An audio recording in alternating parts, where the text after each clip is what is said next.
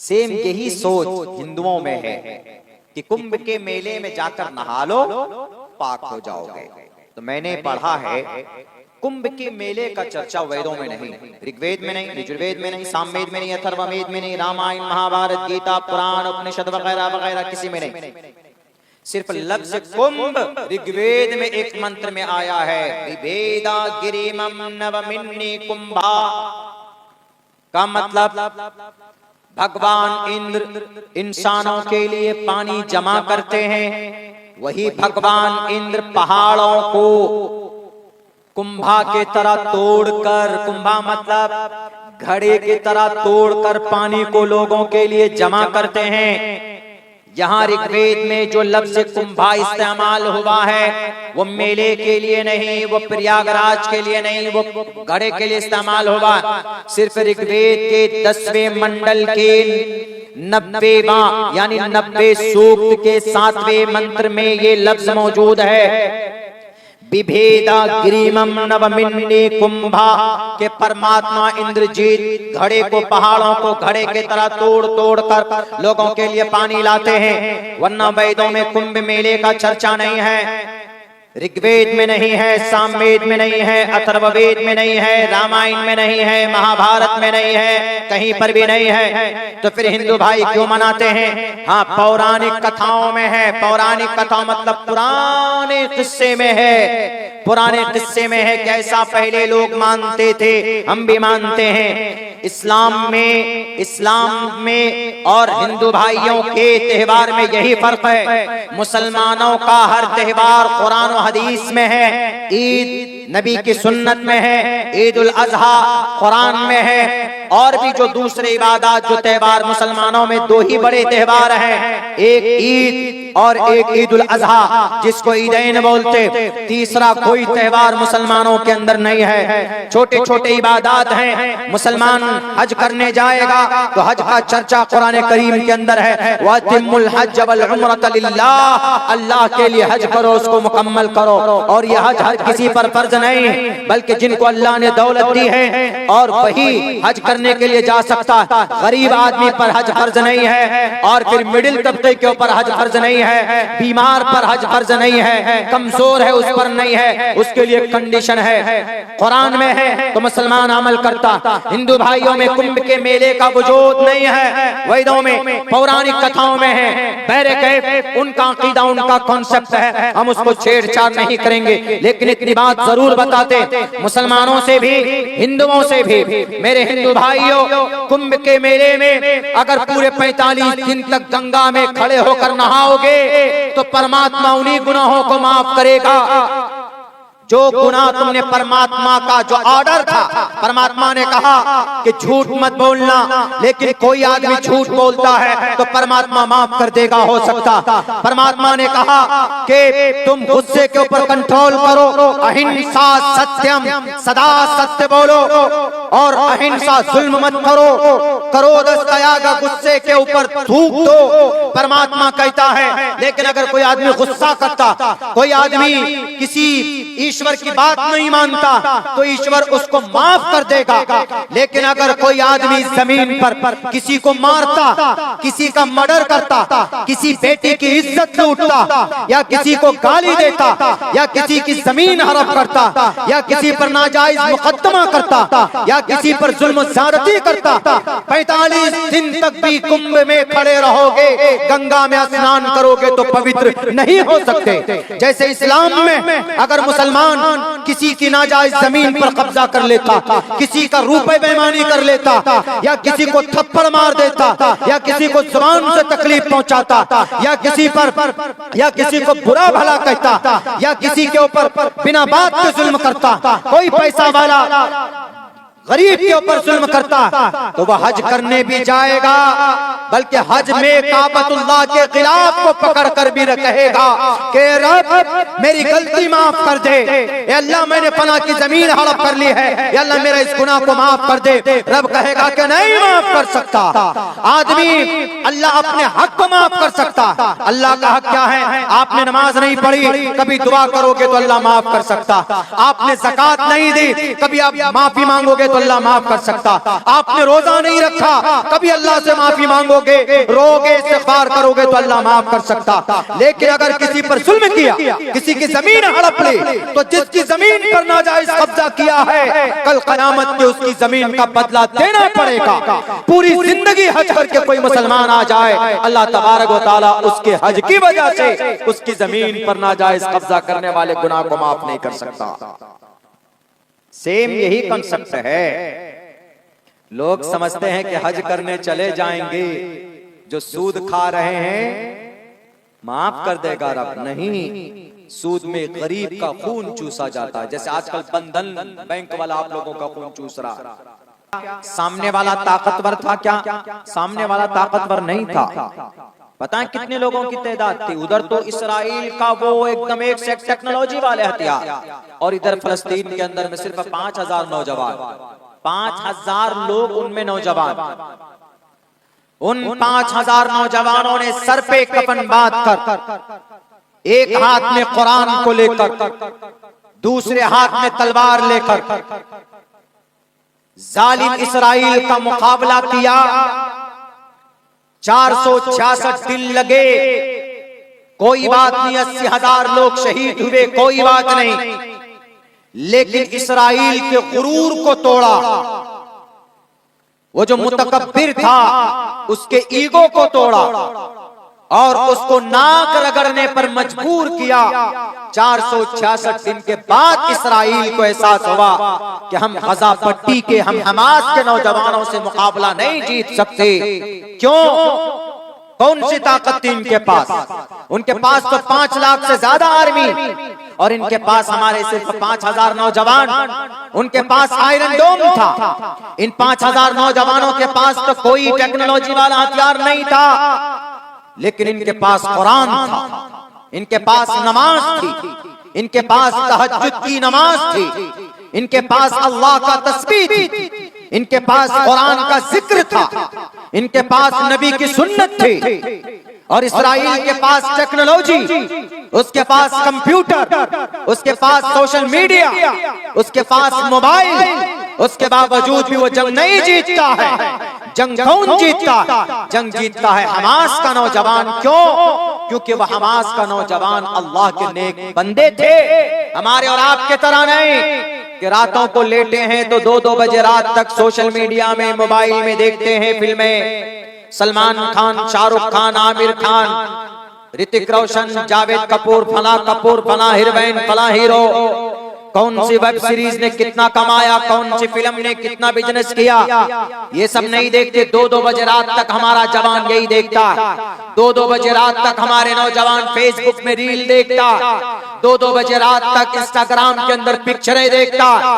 मेरे नौजवानों, हमास का भी एक तरफ नौजवान है, उन्होंने कैसे दुनिया की सुपर पावर ताकत को आज हराया है। आज 2 हफ्ता पहले इसराइल दुनिया की दूसरी बड़ी सुपर पावर ताकत है, लेकिन उसको नाक के बदले उनको नाक रगड़ने पर मजबूर किया। तो वो ताकत कौन सी ताकत थी? वो ताकत नमाज की ताकत थी, वो ताकत कुरान की ताकत थी। और आपको बता दें, उन 5000 नौजवानों में 3000 नौजवान हाफिज कुरान। ये है कुरान की ताकत। हम लोग तो क्या समझते हैं कि कुरान सिर्फ तिलावत की किताब है, कुरान सिर्फ तावीज की किताब है। नहीं, कुरान बरकत है, कुरान में ताकत है, कुरान में इंस्पिरेशन है, कुरान के अंदर सारे गाइडलाइंस। ये कुरान सिर्फ ऑर्डर नहीं है कि नमाज पढ़ो, अक़ीमुस्सलाह, नमाज पढ़ो। ये कुरान करीम दुनिया के तमाम समस्या का समाधान है, लेकिन शर्त यह है कि हमारे नौजवानों को उस नजरिए से कुरान को पढ़ना होगा, तभी कुछ होगा। और अल्हम्दुलिल्लाह मुसलमान तो वो कौम है जो मुनज़्ज़म है, मुसलमान तो वो कौम है जिसका यकीन और आस्था कुरान और शरीयत के साथ जुड़ी हुई है। ऐसे नहीं, इस्लाम में गुंजाइश नहीं है शरीयत के अलावा किसी और मसले पर अमल करने का। कुरान ने जो कहा मानते, हदीस ने जो कहा मानते, सहाबा ने जो किया कहा मानते, इजमाए उम्मत ने जो कहा मानते, क़ियास शरई जो है मानते। 4 चीजें दलील है हमारे पास, कुरान और शरीयत, कुरान और हदीस, इजमाए उम्मत, क़ियास शरई। 5वीं कोई चीज नहीं। यानी इन 4 जगहों से जो बात बताई जाए शरीयत के ताल्लुक से, हम उस पर अमल करते हैं। और उस पर अमल करेंगे तो इंशाअल्लाह definitely we will succeed in this world and after here. हम लोग ईद का त्योहार क्यों मनाते हैं? क्योंकि अल्लाह के नबी की हदीस है, रमजान में 30 दिन के रोजे रखते हैं तो उसके बदले में अल्लाह ने अजर के तौर पर ईद का दिन अता फरमाया, खुशी का दिन। ईद के दिन हम खुशी मनाएं। उस दिन अगर कोई आदमी गम में बैठा है, अफसोस में, अरे ये हो गया वो हो गया, नहीं, ईद के दिन खुशी मनाओ। उस दिन खुश होना है, उस दिन लोगों से खुश होकर मिलना है, उस दिन अच्छे कपड़े पहनना। क्यों? अल्लाह के नबी की सुन्नत है।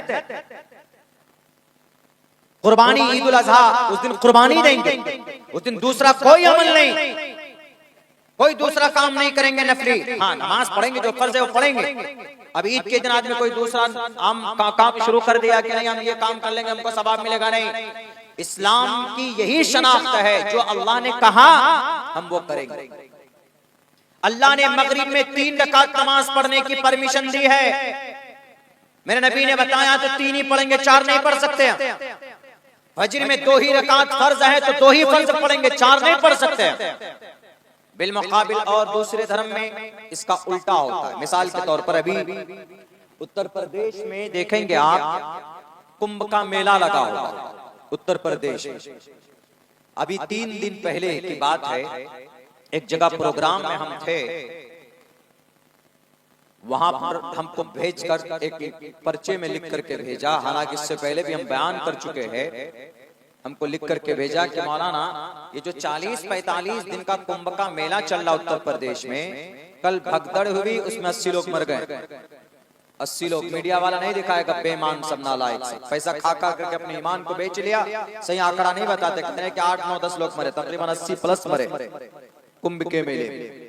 तो उन्होंने कहा कि मौलाना ये कुंभ का जो मेला है, हिंदू भाइयों के यहाँ ये इतना बड़ा त्योहार है इनका कि सबसे बड़ी भीड़ होती इस मेले में, कुंभ के मेले में। बहुत मशहूर है, बचपन से हम लोग सुनते हुए आ रहे हैं। और ये कुंभ का मेला 12 साल में एक मर्तबा आता है, महाकुंभ का मेला। बाकी छोटा छोटा होता है, 6 साल का भी होता, लेकिन महाकुंभ का मेला बस साल में 12 साल में एक ही बार आता है। तो अभी प्रयागराज में है। तो उन्होंने लिखा कि मौलाना जरा बताइए कि कुंभ के मेले में क्या होता है और कुंभ का मेले का वजूद कहां से है, यानी कहां से शुरू हुआ।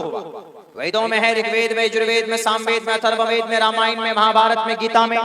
और इस कुंभ के मेले में क्या करना चाहिए? तो लिख करके पूछा उन्होंने, बैरक।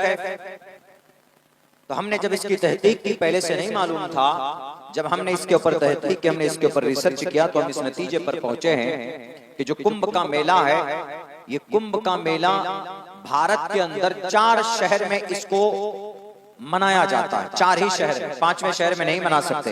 कलकत्ता में नहीं मना सकते, हावड़ा में नहीं मना सकते, मालदा में नहीं मना सकते, दीघा में नहीं मना सकते, खड़गपुर में, मिदनापुर में नहीं मना सकते, हल्दिया में नहीं मना सकते, इसको रामनगर में नहीं मना सकते।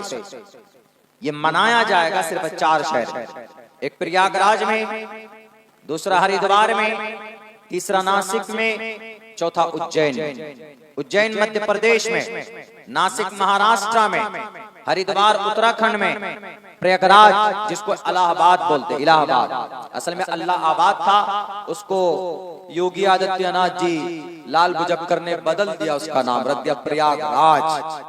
इलाहाबाद नाम नहीं, लेकिन आज भी इलाहाबाद ही मशहूर है। इलाहाबाद में अभी महाकुंभ का मेला, ये 4 ही शहर में होता है। ये 4 शहर में ही क्यों होता है ये मेला, 5 में क्यों नहीं हो सकता? कुंभ का अमृत जल 4 ही शहर में गिरा है। 4 शहर में कुंभ का अमृत जल 4 शहर में गिरा है, इसीलिए इन 4 शहर में ही कुंभ का मेले का आयोजन होगा। 5वें में नहीं हो सकता, चूंकि 5वें शहर में 5वां खतरा गिरा ही नहीं, 4 ही खतरा गिरा है। अमृत जल किसको बोलते हैं? हिंदू भाइयों का कॉन्सेप्ट है कि अमृत जल उसको बोलते हैं कि अगर वो आदमी पी ले तो आदमी कभी मरेगा नहीं, वो जिंदा रहेगा, उसको मौत नहीं मार सकती।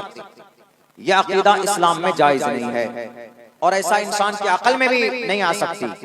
इसलिए कि दुनिया में जितनी भी चीजें आई है रब ने बनाया है, सबको मरना है। कुल्लु नफ्सिन ज़ाइक़तुल मौत, ऑल मस्ट टू डाई, सब मरा और मरेगा। Everything will be finished, Kullu मन अलैहा फान, एवरीथिंग विल बी डिस्ट्रॉयड, सारी चीजें खत्म होगी। वयबका वजहु रब्बिका ज़ुल जलाली वल इकराम, सिर्फ एक अल्लाह की जात है जो बाकी रहेगी। कारून, शद्दाद ये कम ताकतवर थे, हलाकू खान, चंगेज खान कम ताकतवर, ये जिधर निकल जाते तो आदमी नाम सुनकर पेशाब कर देता था अपनी शलवार में, अपनी पैंट में।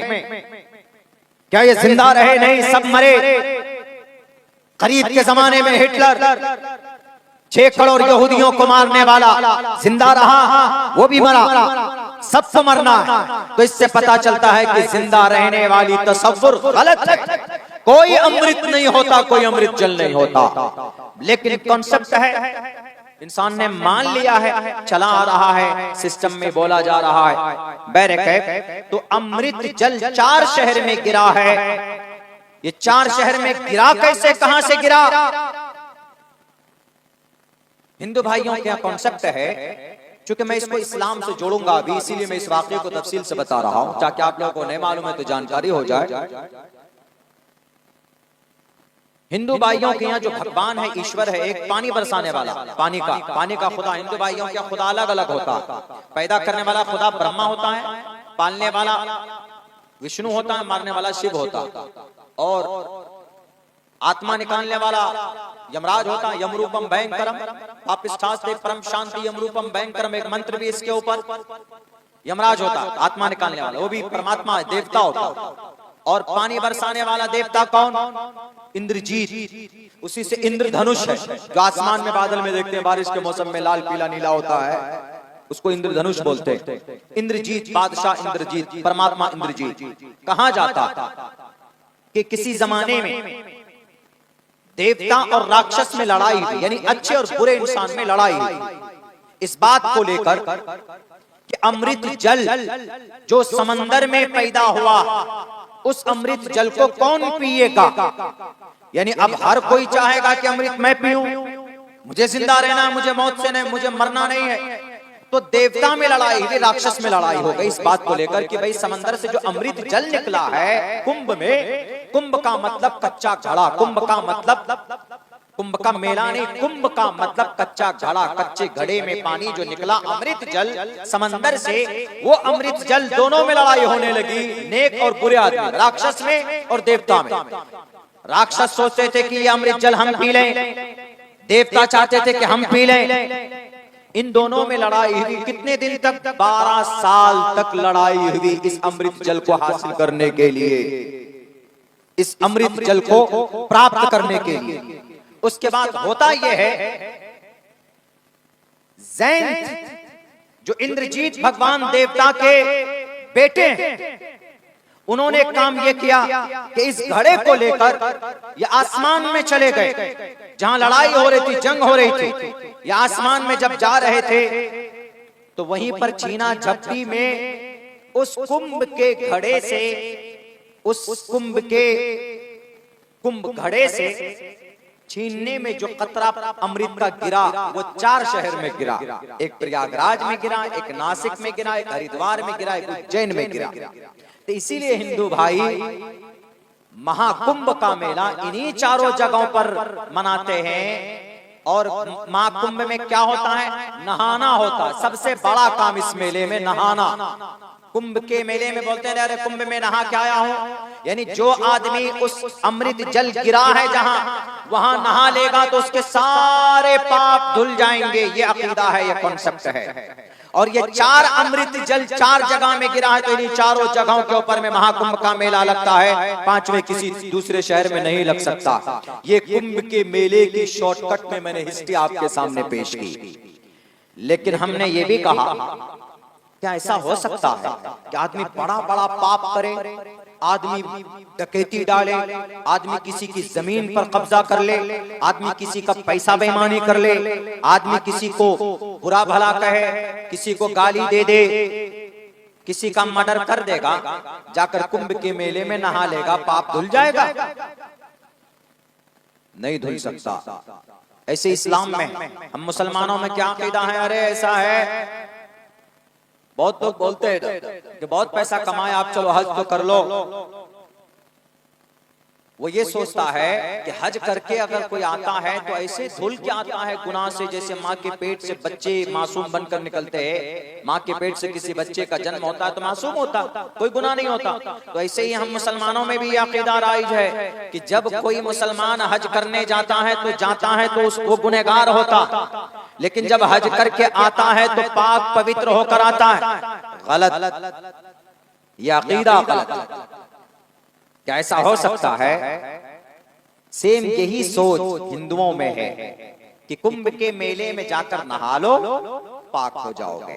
तो मैंने पढ़ा है कुंभ के मेले का चर्चा वेदों में नहीं, ऋग्वेद में नहीं, यजुर्वेद में नहीं, सामवेद में नहीं, अथर्ववेद में नहीं, रामायण, महाभारत, गीता, पुराण, उपनिषद वगैरह वगैरह किसी में नहीं। सिर्फ लफ्ज कुंभ ऋग्वेद में एक मंत्र में आया है, विभेदा गिरिमं नवमिन्नी कुंभा, का मतलब भगवान इंद्र इंसानों के लिए पानी जमा करते हैं। वही भगवान इंद्र पहाड़ों को कुंभा के तरह तोड़कर, कुंभा मतलब घड़े की तरह तोड़कर पानी को लोगों के लिए जमा करते हैं। यहाँ ऋग्वेद में जो लफ्ज कुंभा इस्तेमाल हुआ है वो मेले के लिए नहीं, वो प्रयागराज के लिए नहीं, वो घड़े के लिए इस्तेमाल हुआ। सिर्फ ऋग्वेद के 10वें मंडल के 90वां यानी 90 सूक्त के 7वें मंत्र में ये लफ्ज मौजूद है, विभेदा गिरिमं नवमिन्नी कुंभा, के परमात्मा इंद्रजीत घड़े को, पहाड़ों को घड़े के तरह तोड़ तोड़ कर लोगों के लिए पानी लाते हैं। वरना वेदों में कुंभ मेले का चर्चा नहीं है, ऋग्वेद में नहीं है, सामवेद में नहीं है, अथर्ववेद में नहीं है, रामायण में नहीं है, महाभारत में नहीं है, कहीं पर भी नहीं है। तो फिर हिंदू भाई क्यों मनाते हैं? हाँ, पौराणिक कथाओं में है। पौराणिक कथा मतलब पुराने किस्से में है, पुराने किस्से में है। कैसा पहले लोग मानते थे, हम भी मानते हैं। इस्लाम में और हिंदू भाइयों के त्योहार में यही फर्क है। मुसलमानों का हर त्योहार कुरान और हदीस में है, ईद नबी की सुन्नत में है, ईद उल अजहा कुरान में है। और भी जो दूसरे इबादत जो त्योहार मुसलमानों में दो ही बड़े त्योहार हैं, एक ईद और एक ईद उल अजहा जिसको ईदैन बोलते। तीसरा कोई त्योहार मुसलमानों के अंदर नहीं है। छोटे छोटे इबादत हैं। मुसलमान हज करने जाएगा तो हज का चर्चा कुरान करीम के अंदर है, वतिमुल हज वल उम्रत लिल्लाह, अल्लाह के लिए हज करो, उसको मुकम्मल करो। और यह हज हर किसी पर फर्ज नहीं, बल्कि जिनको अल्लाह ने दौलत दी है और वही हज करने के लिए जा सकता है। गरीब आदमी पर हज फर्ज नहीं है, और फिर मिडिल तबके के ऊपर हज फर्ज नहीं है, बीमार पर हज फर्ज नहीं है, कमजोर है उस पर नहीं है, उसके लिए कंडीशन है। कुरान में है तो मुसलमान अमल करता। हिंदू भाइयों में कुंभ के मेले का वजूद नहीं है, वेदों में पौराणिक कथाओं में है। बहरे कैफ उनका अकीदा, उनका कॉन्सेप्ट है, हम उसको छेड़छाड़ नहीं करेंगे। लेकिन इतनी बात जरूर बताते, मुसलमानों से भी हिंदुओं से भी, मेरे हिंदू भाइयों, कुंभ के मेले में अगर पूरे 45 दिन तक गंगा में खड़े होकर नहाओगे तो परमात्मा उन्हीं गुनाहों को माफ करेगा जो गुनाह तुमने, परमात्मा का जो ऑर्डर था। परमात्मा ने कहा कि झूठ मत बोलना, लेकिन कोई आदमी झूठ बोलता है तो परमात्मा माफ कर देगा, हो सकता। परमात्मा ने कहा कि तुम गुस्से के ऊपर कंट्रोल करो, अहिंसा सत्यम, सदा सत्य बोलो, और अहिंसा जुल्म मत करो, क्रोध त्याग, गुस्से के ऊपर थूक दो, परमात्मा कहता है। लेकिन अगर कोई आदमी गुस्सा करता, कोई आदमी किसी ईश्वर की बात नहीं मानता तो ईश्वर उसको माफ कर देगा। लेकिन अगर कोई आदमी जमीन पर किसी को मारता, किसी का मर्डर करता, किसी बेटी की इज्जत लूटता, या किसी को गाली देता, या किसी की जमीन हड़प करता, या किसी पर नाजायज मुकदमा करता, या किसी पर जुल्म ज़्यादती करता, 45 दिन तक भी कुंभ में खड़े रहोगे, गंगा में स्नान करोगे तो पवित्र नहीं हो सकते। जैसे इस्लाम में अगर मुसलमान किसी की नाजायज जमीन पर कब्जा कर लेता, किसी का रुपए बेईमानी कर लेता, या किसी को थप्पड़ मार देता, या किसी को जुबान से तकलीफ पहुंचाता, या किसी को बुरा भला कहता, या किसी के ऊपर बिना बात के जुल्म करता, कोई पैसा वाला गरीब के ऊपर जुल्म करता तो वह हज करने भी जाएगा, बल्कि हज में काबतुल्लाह के खिलाफ को पकड़ कर भी कहेगा कि रब मेरी गलती माफ कर दे, या अल्लाह मैंने फला की जमीन हड़प कर ली है, या अल्लाह मेरा इस गुनाह को माफ कर दे। रब कहेगा कि नहीं माफ कर सकता। आदमी अल्लाह अपने हक को माफ कर सकता। अल्लाह का हक क्या है? आपने नमाज नहीं पढ़ी, कभी दुआ करोगे तो अल्लाह माफ कर सकता। आपने ज़कात नहीं दी, कभी आप माफी मांगोगे तो अल्लाह माफ कर सकता। आपने रोजा नहीं रखा, कभी अल्लाह से माफी मांगोगे, रोगे, इस्तिग़फ़ार करोगे तो अल्लाह माफ कर सकता। लेकिन अगर किसी पर जुल्म किया, किसी की जमीन हड़प ली, तो जिसकी जमीन पर नाजायज कब्जा किया है, कल क़यामत में उसकी जमीन का बदला देना पड़ेगा। पूरी जिंदगी हज करके कोई मुसलमान आ जाए, अल्लाह तबारक व तआला उसके हज की वजह से उसकी जमीन पर नाजायज कब्जा करने वाले गुनाह को माफ नहीं कर सकता। सेम यही कंसेप्ट है। लोग समझते हैं कि हज करने चले जाएंगे, जो सूद खा रहे हैं माफ कर देगा रब। नहीं, सूद में गरीब का खून चूसा जाता है। जैसे आजकल बंधन बैंक वाला आप लोगों का खून चूस रहा है।